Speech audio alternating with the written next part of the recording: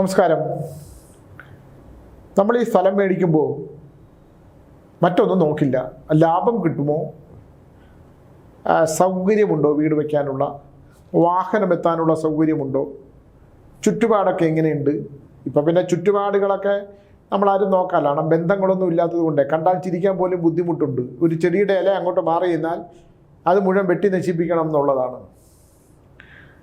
വളരെ കഷ്ടമാണ് അല്ലേ? ഒരു ചെടിയും ഇലയൊക്കെ നിൽക്കുമ്പോൾ അത് അപ്പുറത്തെ വീട്ടിലേക്ക് ഒന്ന് ചരിഞ്ഞ് നിന്നാൽ അതിൽ നിന്നൊരു ഇല വീണാൽ ആ വീഴുന്ന ഇലയെയും ചെടിയെയും അത് വളർത്തുന്ന ആൾക്കാരെയും ഒക്കെ അതിക്രൂരമായി മോശ വർത്തമാനങ്ങൾ പറയുന്ന ഒരുപാട് പേരെ കണ്ടുകൊണ്ടിരിക്കുന്ന ഒരാളാണ് ഞാൻ. എന്തിനാണ് നമ്മളൊരു മരം വളരണമെങ്കിൽ, ഒരു വളക്കൂറുള്ള മണ്ണിലൊരു മരം, അതിന് ജീവനുണ്ട്, അതിനെ വെട്ടിക്കളയിച്ച് ഞാനിപ്പോൾ എൻ്റെ അവിടെ വീട്ടിൽ നിൽക്കണ മുളയുടെ മേൽഭാഗം മുഴുവൻ വെട്ടി. കാരണം എൻ്റെ അയൽപ്പക്കത്തുള്ള സുഹൃത്തുക്കൾക്ക് എൻ്റെ മുളയുടെ ഇല വീഴുന്നത് വലിയ അസ്വസ്ഥതയാണെന്ന് പറഞ്ഞിട്ട് പഞ്ചായത്ത് മെമ്പറെ വിളിച്ചു പറഞ്ഞു. ആ പഞ്ചായത്ത് മെമ്പർ എൻ്റെ അടുത്ത് വന്ന് പറഞ്ഞു, സ്വാമിയുടെ മുളയുടെ ഇല എല്ലാം അവരെ മുറ്റത്തോട്ട് വീഴുകയാണ്, അതുകൊണ്ട് അത് വെട്ടി മാറ്റണം. ഞാൻ മുഴുവൻ വെട്ടി, ഹൃദയവേദനയോടുകൂടി വെട്ടി. ഞാൻ നിന്നില്ല, ടീച്ചറോട് പറഞ്ഞു വെട്ടിക്കളയാം. ഒരു മരം തളിർത്ത് വരാൻ, ഒരു തളിര് വരാൻ, ആ തളിരിലേക്ക് കിളികൾ വന്നിരിക്കാൻ, കിളികളുടെ ശബ്ദം കേൾക്കാൻ, നമ്മുടെ വീട്ടുമുറ്റത്ത് പ്രതികാരം തീർക്കാൻ ചെടികൾ വെച്ച് പിടിപ്പിക്കുകയല്ല വേണ്ടേ. നമ്മുടെ എല്ലാ മരങ്ങളും എല്ലാ ചെടികളും എല്ലാ പ്രകൃതിയുടെ ജീവജാലങ്ങളെയും നമ്മൾ സ്നേഹിക്കുമ്പോഴല്ലേ നമുക്ക് ഊർജം ഉണ്ടാകുന്നത്. ഒന്ന് ആലോചിച്ച് നോക്കൂ. കഴിഞ്ഞ ദിവസം പേട്ടയിലൊരു വീട്ടിൽ അമ്മയും അച്ഛനും ഭാര്യയും വയസ്സായ 2 പേര് മാത്രമേ ഉള്ളൂ. ആ മകൻ എന്നെ വന്ന് കണ്ടു പറഞ്ഞു, അപ്പുറത്തെ വീട്ടിലെ സ്ത്രീ കോർപ്പറേഷനിൽ കൊണ്ടുപോയി പരാതി കൊടുത്തു, ഈ ഇല വീഴുന്നു. ആലോചിച്ചു പോകും. മരം അതിൻ്റെ എനർജി എന്താ, ഊർജം എത്രയാണോ അതനുസരിച്ച് വളർന്ന് അത് കാറ്റടിക്കുന്നിടത്തേക്ക് ചായും, ഇല വീഴും. മനുഷ്യൻ വീഴുന്നില്ലല്ലോ. ആ ഭൂമിയിലേക്കുള്ള എത്രയോ ഊർജങ്ങൾ, നെഗറ്റീവ് എനർജികൾ എടുക്കും മുളയൊക്കെ തന്നെ. എൻ്റെ അവിടുത്തെ വീട് മുഴുവൻ ഇലകളും കിളികളും മീനുകളും ഒക്കെയാണ്. എനിക്കൊന്നും വെട്ടുന്ന ഇഷ്ടമല്ല. കഴിഞ്ഞ ദിവസം ഹൃദയവേദനയോടുകൂടി ഞാനത് വെട്ടുന്നത് എനിക്ക് കാണാൻ വയ്യായിരുന്നു. കാരണം എൻ്റെ അയൽപ്പക്കത്തിലെ പ്രിയ സുഹൃത്തുക്കൾക്ക് ഇല വീഴുന്നു.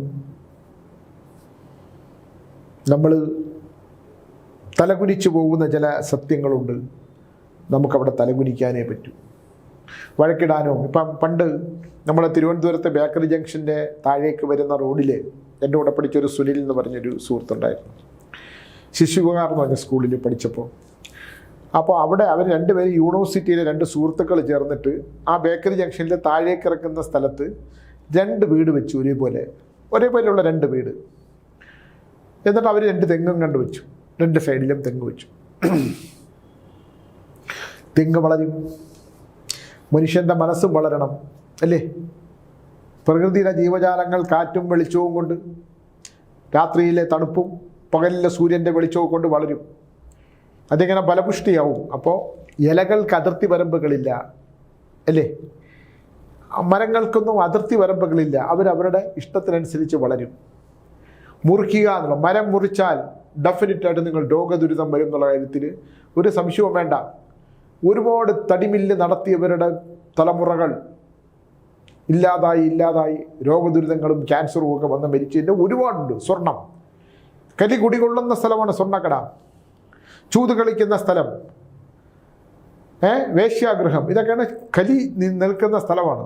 സ്വർണം പതിയിരിക്കുന്നതും കലിയാണ്. സ്വർണത്തിൻ്റെ പേരിൽ സ്ത്രീധന പീഡനങ്ങൾ, ആത്മഹത്യകൾ, കൊലപാതകങ്ങൾ, ഇതെല്ലാം കലിയിരിക്കുന്ന സ്ഥലമാണ്. സ്വർണ്ണക്കച്ചവടം ചെയ്യുന്നവർക്കും അവിടെ തലമുറകൾ അങ്ങോട്ട് പോകുമ്പോൾ ഉണ്ടാകുന്ന ദോഷങ്ങൾ ഞാൻ പലവട്ടം പറഞ്ഞിട്ടുണ്ട്. ഞാനിപ്പോൾ ഒരു മോതിരവും മാലയൊക്കെ ഉണ്ട് എൻ്റെ കഴുത്തിൽ. പക്ഷേ എനിക്കിപ്പോൾ ഇടാനുള്ള ഒരു മാനസികാവസ്ഥയില്ല. എന്താണെന്ന് എനിക്കറിയില്ല. അപ്പോൾ ഒരു ഭൂമി, ധാരാളം മരങ്ങളൊക്കെ ഉള്ള ഒരു ഭൂമി ഒരാൾ വാങ്ങിച്ചപ്പോൾ ഞാൻ ഇതൊക്കെ ഇരുന്നിങ്ങനെ പറയുന്നത് കൊണ്ട് അദ്ദേഹം എന്നെ വിളിച്ചു, സ്വാമി ഞാൻ ഇന്ന സ്ഥലത്താണ്, ഞാൻ വിദേശത്താണ്, പക്ഷെ ഞാൻ ഒരു സ്ഥലത്തിന് അഡ്വാൻസ് കൊടുക്കാൻ പോവുകയാണ്. അപ്പോൾ ഞാൻ ചോദിച്ചു എവിടെയാണ്? അത് ഇന്ന സ്ഥലമാണ്.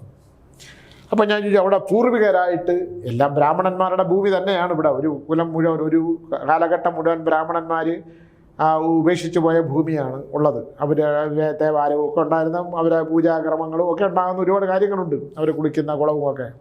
പക്ഷെ എന്ത് കാരണങ്ങൾ കൊണ്ടോ അതൊക്കെ തന്നെ പിൻകാലത്ത് വളരെ ദുരിതങ്ങളായിട്ടാണ് കാണപ്പെട്ടിട്ടുള്ളത്. അപ്പോൾ ഇദ്ദേഹം എന്നെ വിളിക്കുമ്പോൾ ഞാൻ ചോദിച്ചു, ഈ എവിടെയാണ് സ്ഥലം പറഞ്ഞു. അപ്പോൾ ഞാൻ അതിൻ്റെ ചില ലക്ഷണങ്ങൾ പറഞ്ഞു, ഫോണിൽ കൂടെയാണ്. ഇന്നെ കൊണ്ടോ അതെല്ലാം ഉണ്ട്. ഞാൻ എന്തിനാണ് എന്നെ വിളിച്ചത്? അല്ല, സ്വാമിയുടെ ഒരു വീഡിയോ കണ്ടു, ഭൂമി വാങ്ങിക്കുമ്പോൾ കുറച്ച്. ഞാൻ പറഞ്ഞു അതിപ്പം നിങ്ങൾ തീരുമാനിച്ച് അഡ്വാൻസ് കൊടുക്കണില്ലേ? അത് കൊടുത്തു. ഞാൻ ചോദിച്ചത് കൊട്ടാരങ്ങളുമായിട്ട് വല്ല ബന്ധമുള്ള സ്ഥലമാണ്? പറഞ്ഞു അതിനെക്കുറിച്ച് അറിഞ്ഞുകൂടാ. അപ്പം ഞാൻ പറഞ്ഞു ഇതിനകത്ത് ഒരു പഴമ കാണുന്നുണ്ട്, ഇതിനകത്തൊരു വിഷയമുണ്ട്. ഈ കൊട്ടാരത്തിൻ്റെ ഏതെങ്കിലും കൊട്ടാരങ്ങളുമായിട്ടൊരു ബന്ധമുണ്ടോ എന്നും, ഏതെങ്കിലും കാലത്ത് 3 തലമുറ മുമ്പിലോട്ട് പോകണം, ബന്ധമുണ്ടോ എന്നും, അതിൻ്റെ പ്രമാണം ഇപ്പോൾ താങ്കൾക്ക് തരാൻ പോകുന്ന പ്രമാണത്തിൻ്റെ ഒരു ഫോട്ടോ സ്റ്റാറ്റ് എനിക്കൊന്ന് കൊണ്ടുതരണം, ഞാൻ അത് വെച്ചിട്ടൊരു ലക്ഷണം നോക്കട്ടെ എന്ന് പറഞ്ഞു. ഇപ്പോൾ പുള്ളി ആകെ അസ്വസ്ഥനായി. അല്ല സ്വാമി, ഞാൻ വാക്ക് പറഞ്ഞു, ഒക്കെ നമ്മുടെ ഇഷ്ടമാണ്. ഏത് വാക്ക് പറഞ്ഞു, വാങ്ങാൻ തീരുമാനിക്കും, ഒക്കെ താങ്കളുടെ ഇഷ്ടമാണ്. എന്നെ താങ്കൾ വിളിച്ച് എന്തിനാണ്? താങ്കൾ വാങ്ങിക്കാൻ പോകുന്ന ഭൂമി ആ ഭൂമിയിലുണ്ട ഉത്തമമാണോ എന്നറിയാനാണ് എന്നെ വിളിച്ചത്. ഉത്തമമാണെന്ന് ഞാൻ പറയണമെന്നുണ്ടെങ്കിൽ അവിടെ രോഗദുരിതങ്ങൾ, എല്ലാവർക്കും രോഗദുരിതങ്ങളൊക്കെ വരും. കർമ്മങ്ങളനുസരിച്ച്, പൂർവ്വജന്മത്തിനനുസരിച്ച്, ശൈശവ, ബാല്യ, കൗമാര, യൗവന, വാർദ്ധക്യ, മരണാനന്തര ജീവിതത്തിൽ അതെല്ലാം ഇങ്ങനെ ഒരു കറക്റ്റ് ഘട്ടങ്ങളിൽ ഒന്നും മാറാതെ വരും.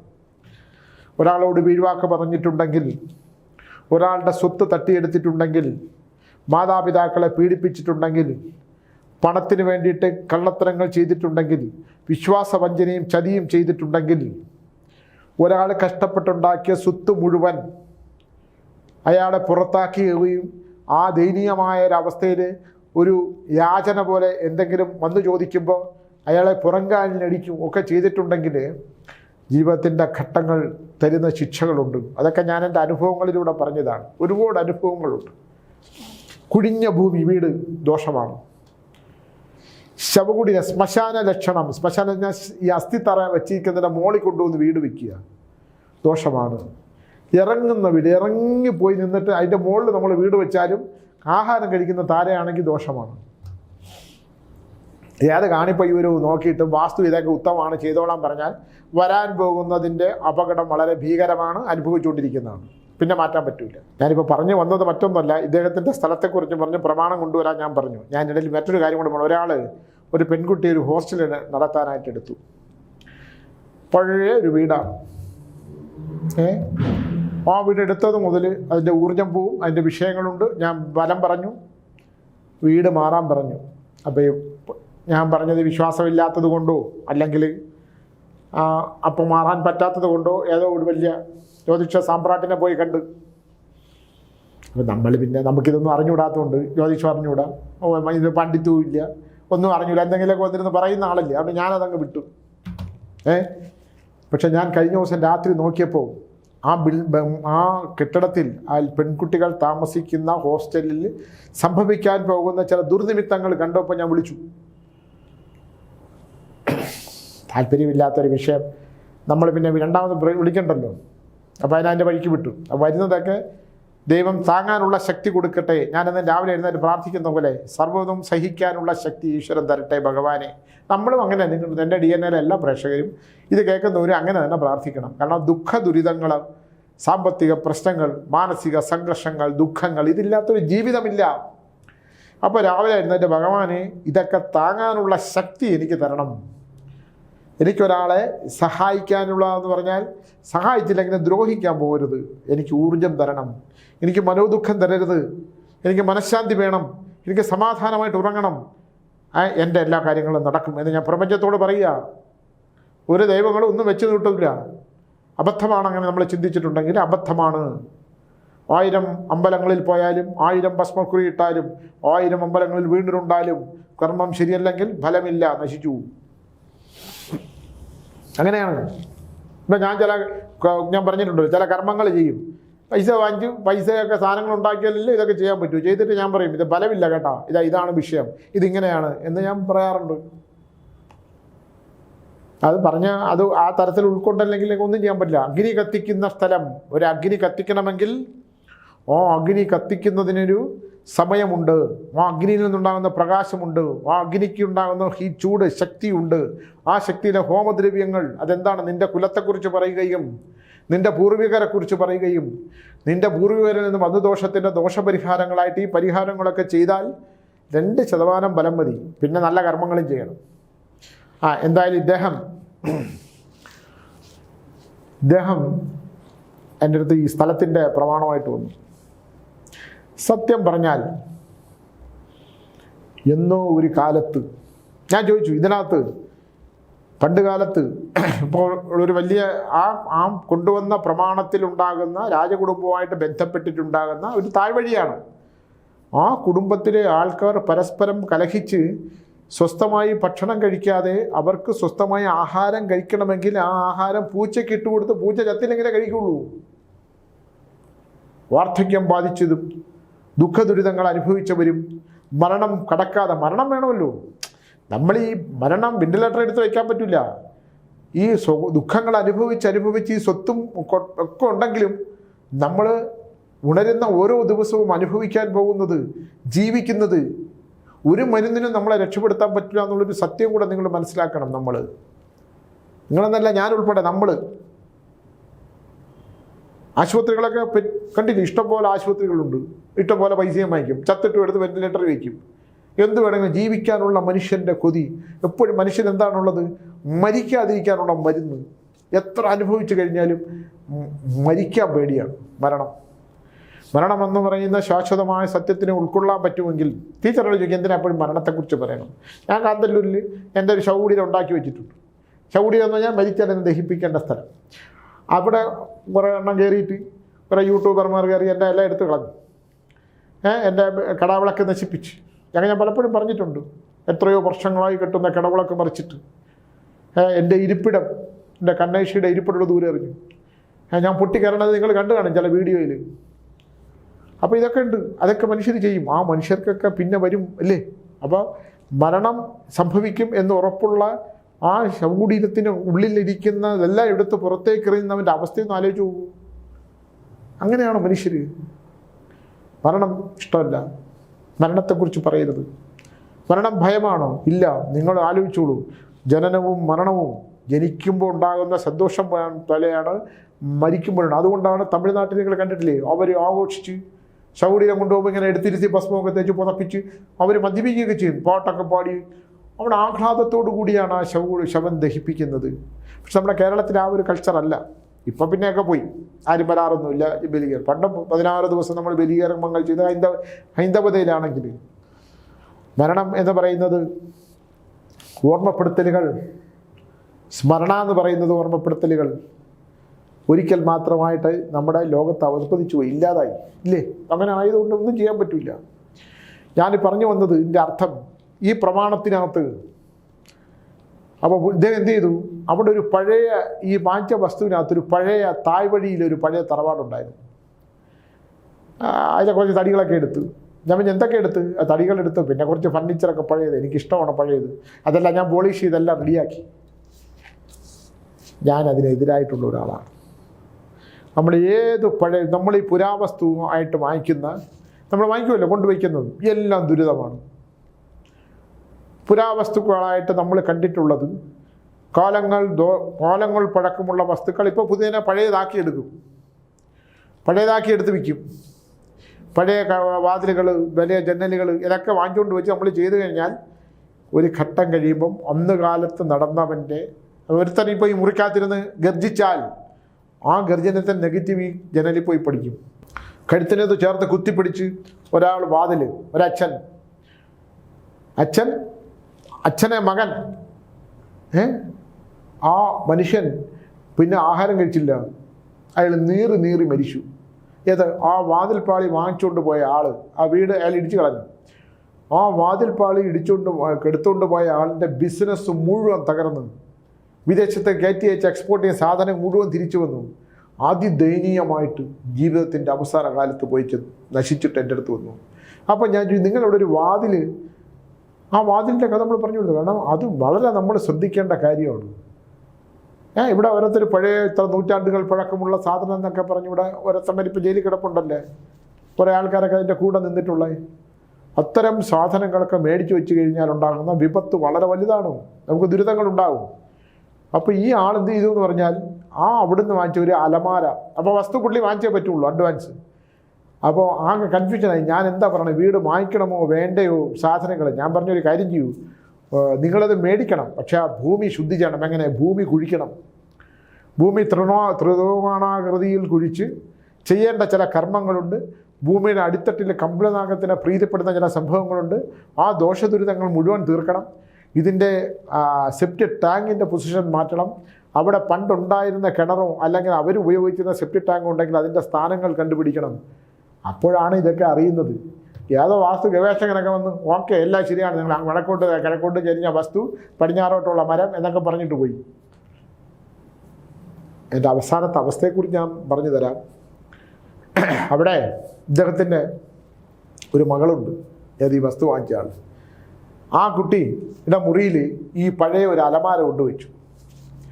ഈ അലമാര പുതുക്കിയൊക്കെയാണ് വെച്ചത്. അതിൻ്റെ ഗ്ലാസ് മാത്രം മാറ്റാൻ പറ്റില്ല, കാരണം അതിൻ്റെ ലോക്ക് അങ്ങനെയായിരുന്നു, പഴയ ലോക്കാണ്. ഈ കണ്ണാടിയിൽ നിന്ന് ഇളക്കി മാറ്റാൻ പറ്റില്ല. അപ്പോൾ ഈ കുട്ടി എപ്പോഴും പൊടി തുടയ്ക്കും അതിനകത്ത്. പൊടി പെട്ടെന്ന് മഞ്ഞ് പോലെ അതിനകത്ത് പിടിക്കും, എന്താണെന്ന് മനസ്സിലാവില്ല. ഈ കുട്ടി മുറിയിൽ നിന്ന് വെളിയിറങ്ങാതായി. കുട്ടിക്ക് മാനസികമായ വിഷയങ്ങളുണ്ടായി. എന്നെ വിളിച്ചപ്പോൾ ഞാൻ പറഞ്ഞു, നിങ്ങളുടെ അടുത്ത് അന്നേ ഞാൻ പറഞ്ഞതാണ്, ഈ പഴയ സാധനങ്ങൾ വാങ്ങിച്ചു വെച്ച് ഇതൊന്നും ചെയ്യരുത്.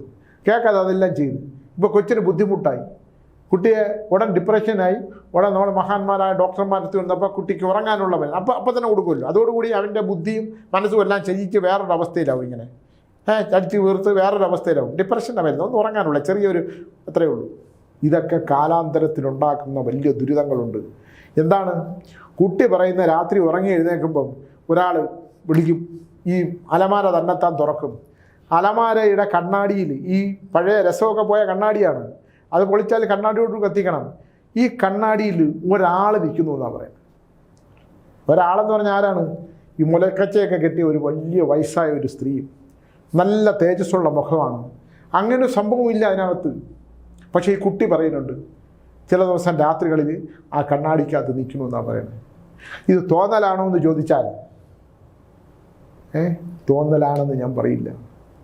ആ അലമാര എത്രയോ കാലം ഏതോ കോവിലകത്തെ തമ്പുരാട്ടി അവരുടെ ശൈശവവും ബാല്യവും യൗവനാവസ്ഥയിലും ഒരുങ്ങിയ കണ്ണാടി, വാർദ്ധക്യം കണ്ട കണ്ണാടി, തൻ്റെ മുഖത്തിൻ്റെ സൗന്ദര്യം ഇല്ലാതായി പോകുന്നത് കണ്ട കണ്ണാടി, ആ കണ്ണാടി അവരിൽ ലയിച്ചു പോയി കിടണ്ടാവും. അവ എത്ര രസം മാറ്റിവെച്ചാലും എത്ര എങ്ങോട്ട് മാറ്റിവെച്ചാലും അവരുടെ നിറഞ്ഞ സാന്നിധ്യമുള്ള ആ കണ്ണാടിയിൽ നിന്ന് അവരെ മാറ്റാൻ പറ്റുകയില്ല.